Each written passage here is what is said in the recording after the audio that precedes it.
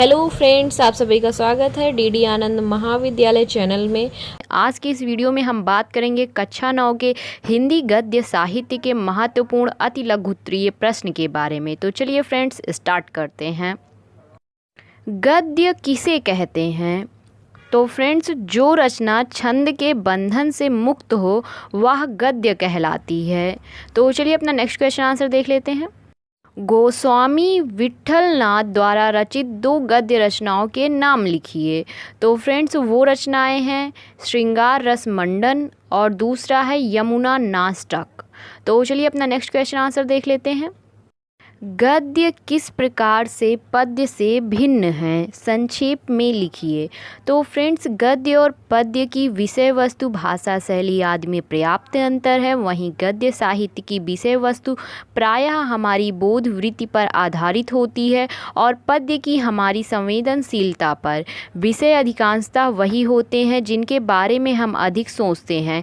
गद्य मस्तिष्क के तर्क प्रधान चिंतन की उपज है। इसके मुख्य विषय हमारे दैनिक कार्यकलाप, ज्ञान विज्ञान तथा कथा वर्णन, व्याख्या आदि है। संक्षेप में पद्य का संसार बहुत कुछ काल्पनिक है किंतु गद्य का व्यवहारिक है।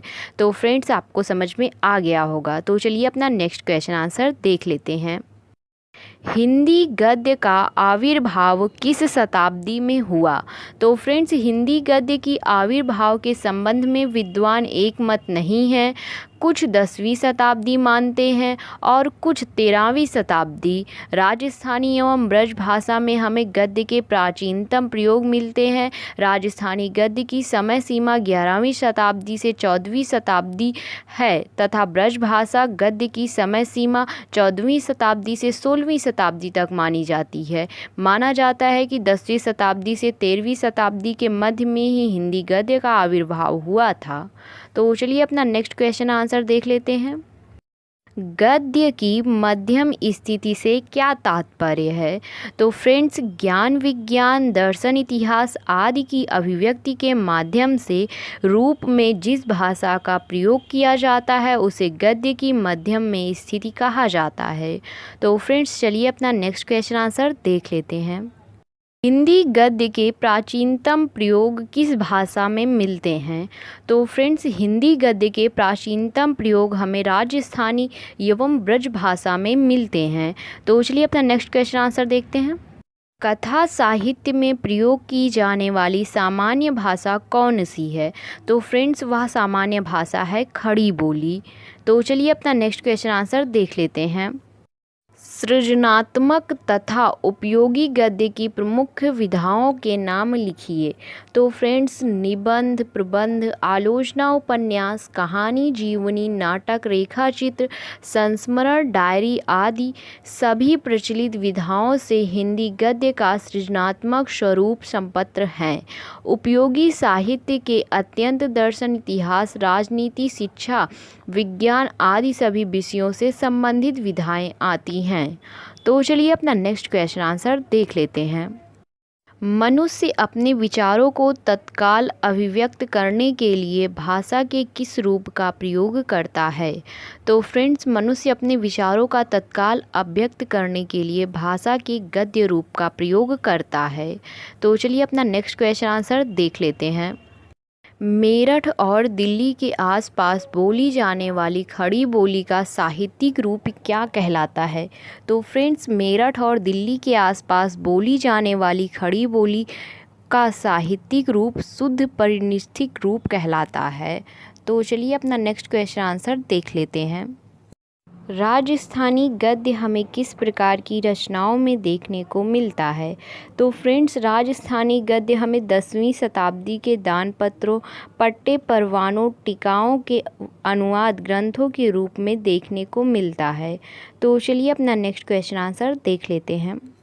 खड़ी बोली गद्य के प्रथम 4 उन्नायकों के नाम व उनकी रचनाएं लिखिए। तो फ्रेंड्स, वो रचनाएं और उन्नायकों के नाम हैं सदल मिश्र, जिन्होंने नासिकोपाख्यान लिखा, और लल्लू राम ने प्रेम सागर, और इंसा अल्लाह खान ने रानीखेत की कहानी, तथा सदा सुखलाल ने सुख सागर की रचना की थी। तो चलिए अपना नेक्स्ट क्वेश्चन आंसर देख लेते हैं। खड़ी बोली गद्य के प्रसार में ईसाई पादरियों का क्या योगदान रहा है? तो फ्रेंड्स, ईसाई पादरियों का प्रधान उद्देश्य अपने धर्म का प्रचार करना था और इसी उद्देश्य की पूर्ति के लिए उन्होंने प्रेस की स्थापना की। उन्होंने हिंदी खड़ी बोली गद्य में बाइबिल के अनुवाद को प्रकाशित किया। स्कूलों में हिंदी माध्यम से पढ़ाने के लिए अपने अनेक पाठ्य पुस्तकें को तैयार किया तथा भारतीय पुराणों आदि को गद्य में लिखवा कर छपवाया। इस प्रकार उन्होंने अप्रत्यक्ष रूप से हिंदी गद्य के विकास में अपने महत्वपूर्ण योगदान दिए हैं। तो चलिए फ्रेंड्स, अब अपना नेक्स्ट क्वेश्चन आंसर देख लेते हैं। राजा शिव प्रसाद सितारे हिंद तथा राजा लक्ष्मण सिंह की भाषा शैली में अंतर स्पष्ट कीजिए। तो फ्रेंड्स, राजा शिव प्रसाद सितारे हिंद ने अपनी भाषा में अरबी और फारसी भाषा के शब्दों का समावेश उचित समझा, जिससे उनकी भाषा बोझिल हो गई। राजा लक्ष्मण सिंह हिंदी उसी भाषा को मानते थे जिसमें संस्कृत शब्दों की अधिकता हो। यही इन दोनों की भाषा शैली में मुख्य अंतर था। तो फ्रेंड्स, ये थे इन दोनों के भाषा शैली में अंतर। चलिए अब अपना नेक्स्ट क्वेश्चन आंसर देख लेते हैं।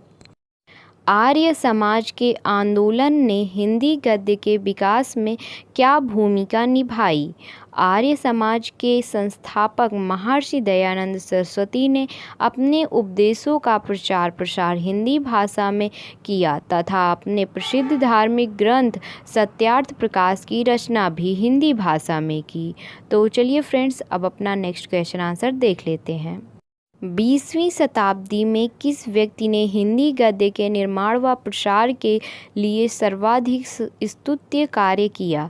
तो फ्रेंड्स, 20वीं शताब्दी में महावीर प्रसाद द्विवेदी ने हिंदी गद्य के निर्माण व प्रसार के लिए सर्वाधिक स्तुत्य कार्य किया। तो चलिए अपना नेक्स्ट क्वेश्चन आंसर देख लेते हैं। पूर्व भारतेंदु अथवा प्राचीन युग की समय सीमा क्या थी? तो फ्रेंड्स, उसकी समय सीमा थी 13वीं शताब्दी से 1868 ईस्वी तक। तो चलिए अब अपना नेक्स्ट क्वेश्चन आंसर देख लेते हैं। भारतेंदु युग की 2 विशेषताएं बताइए। तो फ्रेंड्स, इसकी 2 विशेषताएं ये हैं कि इस युग में संस्कृत के सरल शब्दों के साथ साथ सर्वसाधारण में प्रचलित विदेशी शब्दों को भी ग्रहण किया गया, और दूसरा है कि इन्होंने तद्भव व देशज शब्दों के साथ कहावतों और मुहावरों का प्रयोग कर भाषा को सजीवता प्रदान की थी। तो चलिए अब अपना नेक्स्ट क्वेश्चन आंसर देख लेते हैं। भारतेंदु मंडल के लेखकों में से किन्हीं 2 का नामोल्लेख कीजिए। तो फ्रेंड्स, वो 2 लेखक थे प्रताप नारायण मिश्र और बालकृष्ण भट्ट, जो कि प्रमुख लेखक थे। तो चलिए अब अपना नेक्स्ट क्वेश्चन आंसर देख लेते हैं। द्विवेदी युग की समय सीमा क्या है? तो फ्रेंड्स, इसकी समय सीमा थी 1900 ईस्वी से 1922 ईस्वी तक। तो चलिए फ्रेंड्स, अब अपना नेक्स्ट क्वेश्चन आंसर देख लेते हैं। द्विवेदी युग के 2 प्रमुख महत्वपूर्ण गद्य लेखकों के नाम लिखिए। तो फ्रेंड्स, वो 2 महत्वपूर्ण गद्य लेखक थे महावीर प्रसाद द्विवेदी जी और श्याम सुंदर दास जी। तो चलिए अब अपना नेक्स्ट क्वेश्चन आंसर देख लेते हैं। हिंदी गद्य के विकास में महावीर प्रसाद द्विवेदी का क्या योगदान था? तो फ्रेंड्स, आचार्य महावीर प्रसाद द्विवेदी ने सरस्वती पत्रिका के संपादक के रूप में भाषा को शुद्ध सुसंस्कृत व परिमार्जित बनाने में पूर्ण योगदान दिया तथा नवीन विषयों पर गद्य रचना के लिए लेखकों को प्रोत्साहित किया। तो चलिए अब अपना नेक्स्ट क्वेश्चन आंसर देख लेते हैं। छायावादी युग के गद्य साहित्य की किन्हीं 2 विशेषताओं का उल्लेख कीजिए। तो फ्रेंड्स, वो विशेषताएं थी प्रतीकात्मकता और लाक्षणिकता। तो चलिए अपना नेक्स्ट क्वेश्चन आंसर देख लेते हैं। विषय वस्तु के आधार पर कहानी कितने प्रकार की होती हैं? तो फ्रेंड्स, विषय वस्तु के आधार पर कहानी 4 प्रकार की होती हैं। पहला घटना प्रधान, दूसरा चरित्र प्रधान, तीसरा भाव प्रधान और चौथा वातावरण प्रधान। तो चलिए अब अपना नेक्स्ट क्वेश्चन आंसर देख लेते हैं। ब्रजभाषा गद्य का सूत्रपात कब हुआ? तो फ्रेंड्स, ब्रजभाषा गद्य का सूत्रपात 14वीं शताब्दी में माना जाता है। तो चलिए अपना नेक्स्ट क्वेश्चन आंसर देखते हैं। खड़ी बोली गद्य का प्रारंभ कवि गंग की किस कृति से माना गया है? तो फ्रेंड्स, खड़ी बोली गद्य का प्रारंभ कवि गंग की चंद्र छंद्र वर्णन की महिमा से माना गया है। तो चलिए अपना नेक्स्ट क्वेश्चन आंसर देख लेते हैं। ब्रह्म समाज के प्रवर्तक कौन हैं? तो फ्रेंड्स, राजा राम मोहन राय को ब्रह्म समाज का प्रवर्तक माना जाता है। तो चलिए अपना नेक्स्ट क्वेश्चन आंसर देख लेते हैं। सरस्वती पत्रिका के प्रमुख संपादक कौन थे? तो फ्रेंड्स, इस पत्रिका के प्रमुख संपादक महावीर प्रसाद द्विवेदी जी थे। तो चलिए अपना नेक्स्ट क्वेश्चन आंसर देख लेते हैं। नाटक को रूपक क्यों कहा जाता है? तो फ्रेंड्स, नाटक में पात्रों एवं घटनाओं को अन्य पात्रों और घटनाओं पर आरोपित किया जाता है, इसलिए इसे रूपक भी कहा जाता है। तो चलिए अपना नेक्स्ट क्वेश्चन आंसर देखते हैं। अजातशत्रु नाटक के रचयिता कौन हैं? तो फ्रेंड्स, अजातशत्रु नाटक के रचयिता जयशंकर प्रसाद जी हैं। तो चलिए अपना नेक्स्ट क्वेश्चन आंसर देखते हैं। हिंदी के 2 प्रगतिवादी लेखकों के नाम लिखिए। तो फ्रेंड्स, वो हैं विद्यानिवास मिश्र जी और रामधारी सिंह दिनकर जी। तो चलिए अपना नेक्स्ट क्वेश्चन आंसर देखते हैं। आचार्य हजारी प्रसाद द्विवेदी तथा नंद दुलारे वाजपेयी किस काल के लेखक हैं? तो फ्रेंड्स, आचार्य हजारी प्रसाद द्विवेदी जी तथा नंद दुलारे वाजपेयी जी छायावादी युग के लेखक हैं। आचार्य हजारी प्रसाद द्विवेदी की कुछ रचनाओं में हमें छायोत्तर काल की विशेषताएं भी दृष्टिगोचर होती हैं। तो चलिए अपना नेक्स्ट क्वेश्चन आंसर देख लेते हैं। किन्हीं 3 यात्रावृत्त लेखकों के नाम लिखिए। तो फ्रेंड्स, इनमें पहले थे राहुल सांकृत्यायन और दूसरे थे मोहन राकेश और तीसरे थे धर्मवीर भारती जी। तो चलिए अपना नेक्स्ट क्वेश्चन आंसर देखते हैं। एक घूंट व अंधेरी नगरी किस विधा की रचनाएं हैं? तो फ्रेंड्स, एक घूंट जो है वो एकांकी है और अंधेरी नगरी जो है वो नाटक विधा है। तो चलिए अपना नेक्स्ट क्वेश्चन आंसर देखते हैं। उपन्यास किसे कहते हैं? तो फ्रेंड्स, उपन्यास शब्द का शाब्दिक अर्थ है उप अर्थात निकट या सामने, न्यास अर्थात रखना अर्थात सामने रखना। अतः मानव जीवन, समाज या इतिहास के यथार्थ सत्य को संवाद एवं दृश्यात्मक घटनाओं पर आधारित चित्रण के माध्यम से पाठकों के सम्मुख यथार्थ रूप से प्रस्तुत करने वाली विधा को ही उपन्यास कहा जाता है। तो चलिए फ्रेंड्स, अपना नेक्स्ट क्वेश्चन आंसर देखते हैं। उपन्यास सम्राट किसे कहा जाता है? तो फ्रेंड्स, ये तो मुंशी प्रेमचंद्र जी को कहा जाता है। तो चलिए अपना नेक्स्ट क्वेश्चन आंसर देखते हैं। हिंदी का प्रथम मौलिक उपन्यास किसे माना जाता है? तो फ्रेंड्स, लाला श्रीनिवास दास जी द्वारा रचित परीक्षा गुरु को हिंदी का प्रथम मौलिक उपन्यास माना जाता है। तो चलिए अपना नेक्स्ट क्वेश्चन आंसर देखते हैं। संस्करण से आप क्या समझते हैं? तो फ्रेंड्स, संस्करण का अर्थ है स्मृति वस्तु अथवा व्यक्ति, और लेखक द्वारा अपनी स्मृति के आधार पर किसी व्यक्ति, परिस्थिति अथवा विषय पर कोई लेख लिखा जाता है तो उसे संस्करण ही कहा जाता है। तो चलिए अपना नेक्स्ट क्वेश्चन आंसर देखते हैं। डायरी किसे कहते हैं? तो फ्रेंड्स, लेखक द्वारा प्रतिदिन घटित होने वाली प्रमुख घटनाओं अथवा तथ्यों को दिनांक के क्रम में सुव्यवस्थित रूप से लिखा जाना ही डायरी कहलाता है। यह लेखक के स्वयं के जीवनी से संबंधित होती है।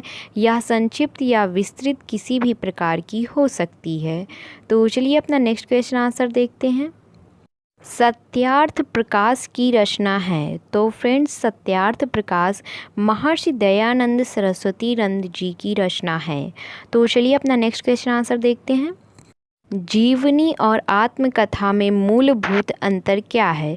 तो फ्रेंड्स, जीवनी में लेखक के द्वारा किसी महान या व्यक्ति के जीवन की जन्म से मृत्यु पर्यंत घटनाओं का वर्णन किया जाता है, जबकि आत्मकथा में लेखक स्वयं अपने जीवन की कथा पाठकों के समक्ष आत्मीयता के साथ प्रस्तुत करता है। तो चलिए फ्रेंड्स, अपना नेक्स्ट क्वेश्चन आंसर देखते हैं। साहित्य में रेखाचित्र से क्या तात्पर्य है? तो फ्रेंड्स, रेखाचित्र में शब्दों की कलात्मक रेखाओं के द्वारा किसी व्यक्ति, वस्तु अथवा घटना के बाह्य तथा आंतरिक स्वरूप का वर्णन इस प्रकार व्यक्त किया जाता है कि पाठक के हृदय में उसका सजीव तथा यथार्थ चित्र अंकित हो जाता है। रेखाचित्र में चित्रकला तथा साहित्य का सुंदर समन्वय दिखाई पड़ता है। इससे लेखक की निजी अनुभूति यथार्थ रूप में अभिव्यक्त होती है। तो फ्रेंड्स, आज की वीडियो में बस इतने ही महत्वपूर्ण क्वेश्चंस। फ्रेंड्स, अगर आपको हमारी वीडियो अच्छी लगती है तो प्लीज़ वीडियो को शेयर करें और साथ ही साथ चैनल को सब्सक्राइब करना ना भूलें। धन्यवाद। आपका दिन शुभ हो।